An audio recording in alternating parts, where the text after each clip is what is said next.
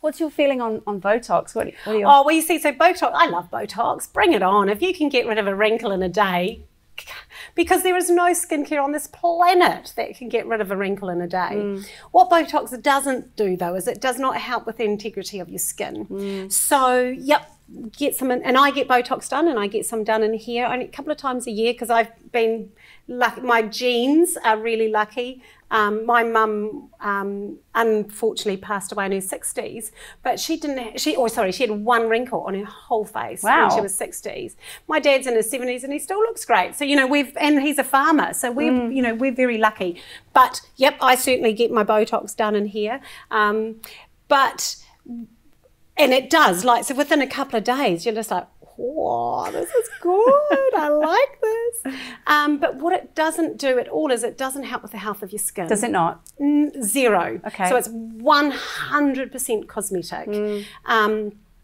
You can, over time, get it, if you get it done on a real regular basis. I don't do it myself, so this is just my own personal opinion. If you get it done over a course of time, you know, you can actually help minimize that wrinkle, because if you're not actually using that muscle anymore, you're not going to actually break down that wrinkle, if you like.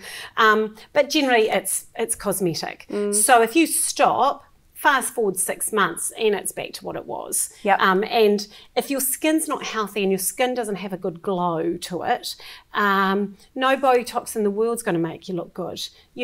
I have friends who have the most wrinkliest skin on this planet, yet you don't even see it. It's not until after a while you're like, oh, actually you do have a few wrinkles, don't you?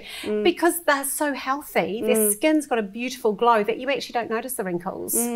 So I think good skincare, good diet, and a bit of Botox thrown in is your perfect, absolute perfect I think it's really interesting, you know, wrinkles on your face. Because I was having this fantastic conversation with a friend of mine and talking about this, you know, if you see someone sort of a bit older, like our generation or older, you know, there's got wrinkles, you can tell a lot about them from the wrinkles that they have, because the wrinkles tell a story. Absolutely. They tell whether there's a lot of, you know, good fun, you know, in the personality and in the history of this person. Have they been laughing a lot? Have they been smiling a lot? Have they been stressing a lot? Do they frown a lot? You can actually, and I think because we make an impression of someone in 4 seconds. Surely those wrinkles do add to that impression. Totally agree. And it's and I mean, I'm going to contradict myself here, because here I go and get Botox to get rid of my wrinkles. But wrinkles are like scars. I totally agree. They tell a story. And I always say, you know, when people, oh, I'm so wrinkly, and I think, well, at least you've gotten old enough to grow wrinkles. You know, there's so many people who don't get a chance to get wrinkles because, you know, they've passed away before their time. And you know, it's such a shame that we as humans feel that a skin in the 30s, which is generally what the consensus is the late 20s, early 30s is the perfect healthy skin. So it's matured, but there's no wrinkles yet. Whereas I actually, I totally disagree with that. I think a few lines and wrinkles, big, deep, let's get rid of those. But the little wrinkle, I totally agree. I think they tell a story, and it's like the women who are brave enough to go grey. I'm not sure about that one. Not quite there yet. Not there yet. I'm not there with that. I've got the wrinkles, but I love them for it because they're just like, who cares? You know, I've been blessed to be on this world long enough to have gone grey, to get a few wrinkles. I'm mature enough. I've been there, done that. I understand that. I get that. So I think it's a real shame that we live in a world where that's sort of put, you know. And like you say, we're defining beauty as this kind of wrinkle-less, you know, not grey, but you know, coloured or whatever the colour might be. But this is how we're defined.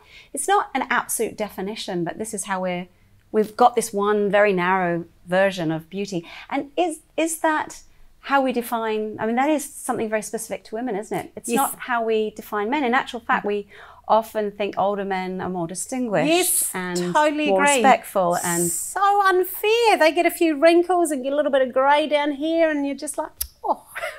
They must know a thing or two, and they're in their prime. And exactly. So it does seem like a real double standard. We are, I think, as women, we do have this double standard. So it's a very interesting. It's not a simple thing at all, is it? No, it really is not. And I don't think it's going to go away anytime soon, no matter how we get with equality or anything. I think what's changing, not so much that women are going, oh, I don't need to, but men are actually getting in on our game a little bit. They're kind of like, so we're actually getting a lot more men looking after their skin and worrying about how they look and spending lots of time at the hairdressers and so forth. So I think it's an industry that is not going anywhere anytime soon. And that's where I think it's really important for people like myself and other therapists to really keep a lock on it and just make sure it's more about the health and the integrity of the skin and how it makes our clients feel more so than how it makes them look and making it all pretty and hiding it all. I think that's a really privileged and important part of my job, is to just keep our clients strong, making them strong, and we're a really big part of that. Yeah.